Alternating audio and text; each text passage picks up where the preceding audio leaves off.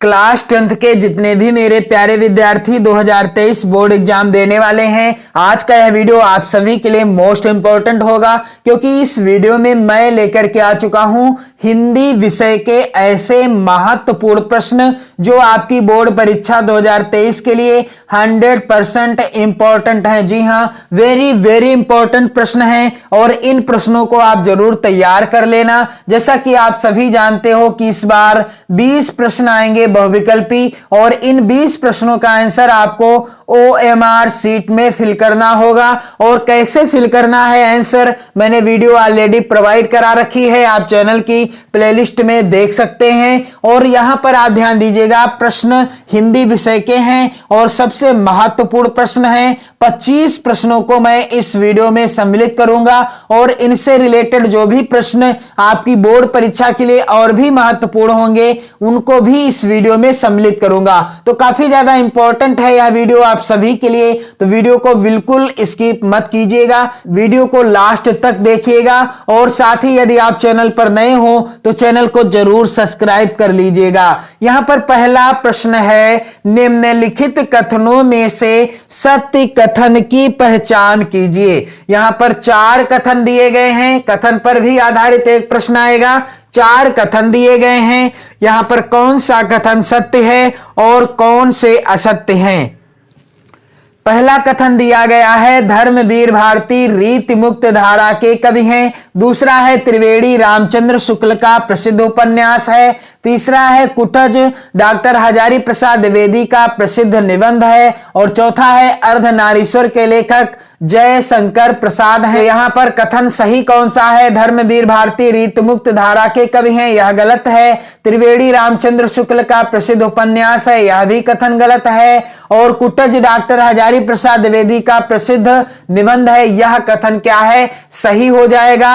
अर्धनारीश्वर के लेखक जयशंकर प्रसाद हैं, यह भी गलत है। अगला प्रश्न है, रेणुका और हुंकार। रेणुका और हुंकार किस विधा की रचनाएं हैं। पहला विकल्प है काव्य, दूसरा है कहानी, तीसरा है आलोचना और चौथा विकल्प है, यहां पर आप ध्यान दीजिएगा, आत्मकथा। तो राइट आंसर क्या होगा कि रेणुका और हुंकार, जो कि रामधारी सिंह दिनकर जी की रचनाएं हैं। और ये रचनाएं किस विधा पर आधारित हैं, इसका राइट आंसर हो जाएगा यहां पर आप ध्यान दीजिएगा, रेणुका और हुंकार काव्य विधा पर आधारित रचनाएं हैं। किस विधा पर, काव्य विधा पर आधारित रचनाएं हैं। अगला प्रश्न है, राय कृष्णदास कौन थे। पहला विकल्प है आलोचक, दूसरा विकल्प है निबंधकार, तीसरा है गद्य गीतकार और चौथा है कवि। तो राय कृष्णदास कौन थे, इसका राइट आंसर क्या होगा, गद्य गीतकार थे। तो आप सभी प्रश्नों का आंसर कमेंट करके जरूर बताते रहिएगा और लास्ट में बताइएगा कि आपने कितना स्कोर सही किया, यानी कितने प्रश्नों का आंसर सही दिया है। अगला प्रश्न है, कलम का सिपाही की रचना किसने की। कलम का सिपाही की रचना किसने की। पहला विकल्प है यहां पर वृंदावन लाल वर्मा, दूसरा है अमृत राय, तीसरा विकल्प है प्रेमचंद और चौथा विकल्प है यहां पर गुलाब राय। तो कलम का सिपाही की रचना किसने की, यहां पर राइट आंसर हो जाएगा अमृत राय ने। कलम का सिपाही किस विधा की रचना है, जीवनी विधा की रचना है।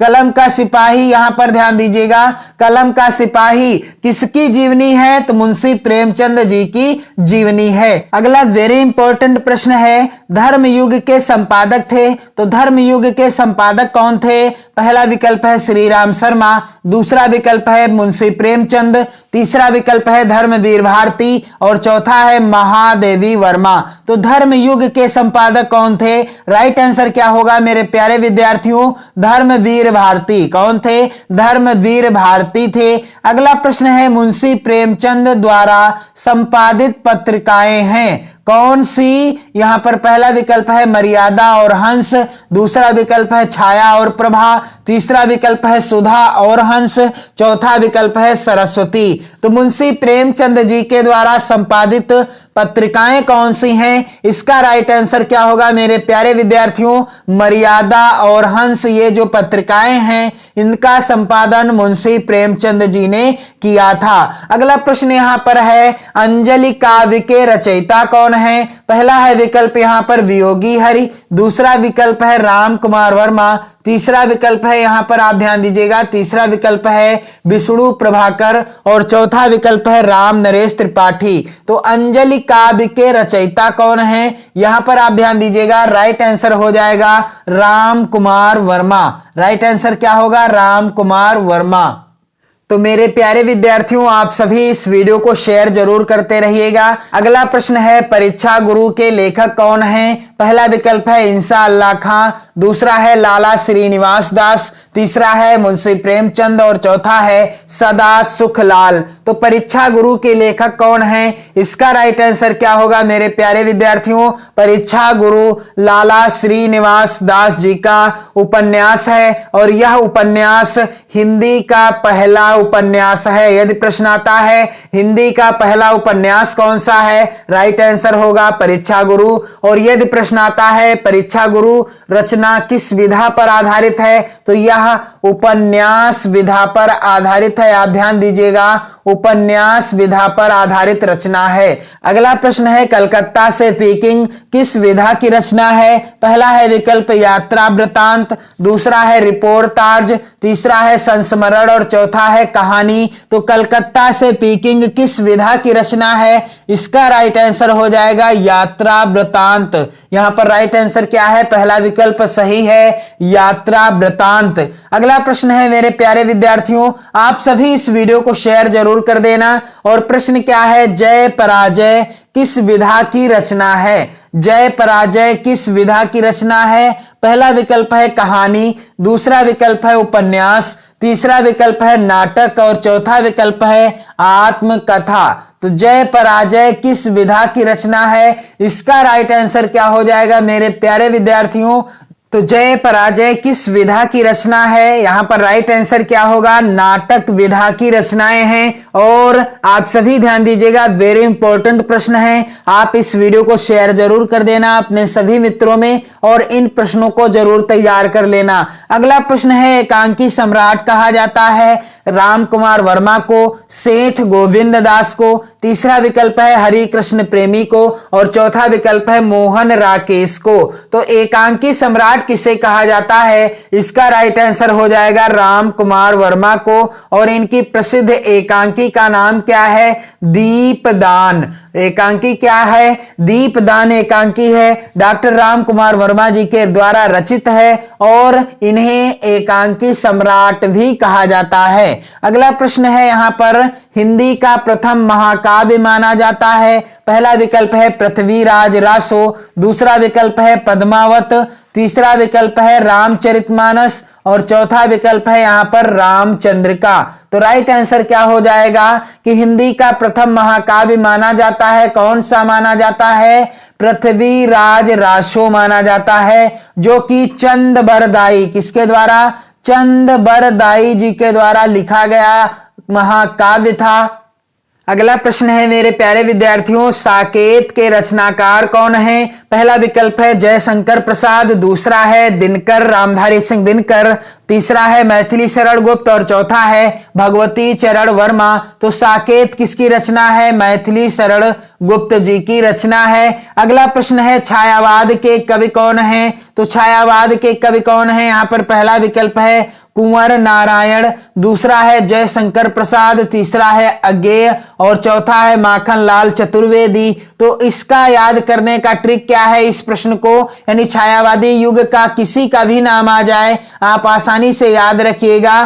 प्रसाद पंत निराला देवी, प्रसाद पंत निराला देवी, प्रसाद अर्थात जयशंकर प्रसाद, पंत यानी सुमित्रा नंदन पंत और निराला यानी सूर्यकांत त्रिपाठी निराला और देवी अर्थात यहां पर होगा महादेवी वर्मा से। तो छायावाद के प्रमुख 4 स्तंभ कवि हैं और इन्हीं से प्रश्न यहां पर आया भी है कि छायावाद के कवि कौन हैं? तो जयशंकर प्रसाद राइट आंसर हो जाएगा। अगला वेरी इंपॉर्टेंट इंपॉर्टेंट प्रश्न है, तार सप्तक का प्रकाशन वर्ष क्या है? 1953 ईस्वी, 1943 ईस्वी, 1935 ईस्वी या फिर 1919 ईस्वी? तो इसका राइट आंसर क्या होगा मेरे प्यारे विद्यार्थियों? तार सप्तक का प्रकाशन वर्ष क्या है? 1943 ईस्वी। सबसे ज्यादा महत्वपूर्ण प्रश्न है और कई बार बोर्ड परीक्षा में भी आता रहा है। अगला प्रश्न है, कठिन काव्य के प्रेत कहे जाते हैं कौन?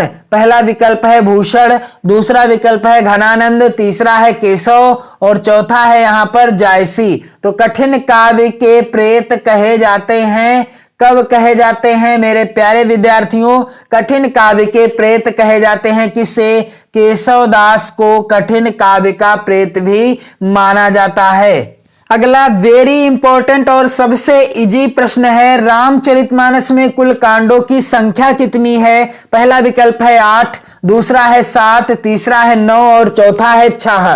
तो रामचरितमानस में कुल कितने कांड हैं? रामचरितमानस में कुल 7 कांड हैं। अगला प्रश्न है, आधुनिक युग की मीरा हैं कौन? महादेवी वर्मा, सुभद्रा कुमारी चौहान, सुमित्रा कुमारी सिन्हा या कोई नहीं? तो आधुनिक युग की मीरा किसे माना जाता है? सुभद्रा कुमारी चौहान को या फिर महादेवी वर्मा को? तो राइट आंसर हो जाएगा महादेवी वर्मा को आधुनिक युग की मीरा कहा जाता है। अगला प्रश्न है, चांद का मुंह टेढ़ा है के रचयिता हैं कौन है? यहां पर मुक्तिबोध, दूसरा है विकल्प अज्ञेय, तीसरा विकल्प है यहां पर भवानी प्रसाद मिश्र और चौथा विकल्प है गिरजा कुमार माथुर। तो चांद का मुंह टेढ़ा है, यह किसकी रचना है? यह रचना है, आप ध्यान दीजिएगा, वेरी इंपॉर्टेंट रचना है, कई बार बोर्ड परीक्षा में भी पूछी जा चुकी है। चांद का मुंह टेढ़ा है किसकी रचना है? यहां पर ध्यान दीजिएगा, गजानन माधव मुक्तिबोध जी की यह रचना है।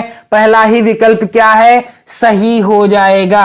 अगला प्रश्न है, रीतकाल का अन्य नाम है। दिए गए विकल्पों में से रीतकाल को अन्य नाम से भी जाना जाता है। पहला है स्वर्ण काल, दूसरा है श्रृंगार काल, तीसरा है उद्भव काल और चौथा है संक्रांति काल। तो रीतकाल को और किस नाम से जाना जाता है? श्रृंगार काल के नाम से भी जाना जाता है। अगला प्रश्न है, अर्धनारीश्वर के रचयिता कौन है? पहला विकल्प है सुमित्रा नंदन पंत, दूसरा है रामधारी सिंह दिनकर, तीसरा है तुलसीदास और चौथा है मैथिली शरण गुप्त। तो अर्धनारीश्वर के रचयिता कौन है? इसका राइट आंसर क्या हो जाएगा मेरे प्यारे विद्यार्थियों? अर्धनारीश्वर के रचयिता हैं यहां पर, आप ध्यान दीजिएगा, रामधारी सिंह दिनकर। राइट आंसर क्या है? रामधारी सिंह दिनकर जी अर्धनारीश्वर के रचयिता हैं। अगला प्रश्न है यहां पर, धर्मवीर भारती ने लिखा है, क्या लिखा है? अणिमा, अपरा, अंधा युग या अर्चना? तो धर्मवीर भारती की रचना क्या है? अंधा युग है। आप सभी इन प्रश्नों को जरूर नोट कर लेना। अगला प्रश्न वेरी इंपॉर्टेंट है, साहित्य लहरी के रचनाकार कौन है? तुलसीदास, कबीरदास, सूरदास या मीराबाई? तो साहित्य लहरी, सूर सारावली और सूरसागर, ये तीनों ही रचनाएं किसकी हैं? ये तीनों रचनाएं हैं किसकी? ये तीनों रचनाएं हैं हमारी, ये तीनों रचनाएं किसकी हैं? ये तीनों रचनाएं हैं सूरदास जी की। साहित्य लहरी, सूर सारावली और सूरसागर, ये तीनों रचनाएं किसकी हैं? सूरदास जी की हैं। अगला वेरी इंपॉर्टेंट प्रश्न है, प्रश्न कह रहा है कि महाकवि बिहारी द्वारा रचित ग्रंथ है कौन सा? पहला है विकल्प 1, दूसरा है 5, तीसरा है 4 और चौथा है 2। तो महाकवि बिहारी लाल जी के द्वारा रचित ग्रंथ कौन सा है? बिहारी सतसई, यानी एक ही ग्रंथ है। अगला प्रश्न है, प्रयोगवादी कवि हैं कौन? पहला है विकल्प भूषण, दूसरा है अज्ञेय, तीसरा है सुमित्रा नंदन पंत और चौथा है महादेवी वर्मा जी। तो प्रयोगवादी कवि कौन है? इसका राइट आंसर क्या हो जाएगा? प्रयोगवादी कवि हैं महाकवि भूषण, बिल्कुल नहीं है, अज्ञेय जी हैं। यहां पर चौथा विकल्प क्या हो जाएगा? सही हो जाएगा। जय हिंद।